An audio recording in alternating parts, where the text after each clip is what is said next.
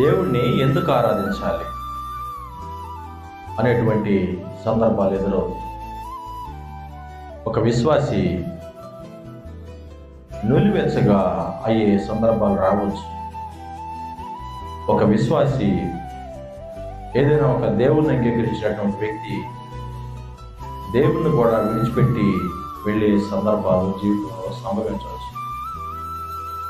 మరి ఎవరు మనల్ని ఆదరిస్తారు? ఒక వ్యక్తి దేవుణ్ణి అంగీకరించి దేవుళ్ళ నుంచి వెళ్ళిపోతుంటే మరి ఆ వ్యక్తికి ఆదరణ ఏమిటి? ఆ వ్యక్తిని మరలా క్రీస్తులోకి, యేసులోకి తీసుకొని వచ్చేది ఎవరండి? ఎప్పుడైనా ఆలోచించారా? మీకెప్పుడు మీ జీవితంలో సంభవించలేదా?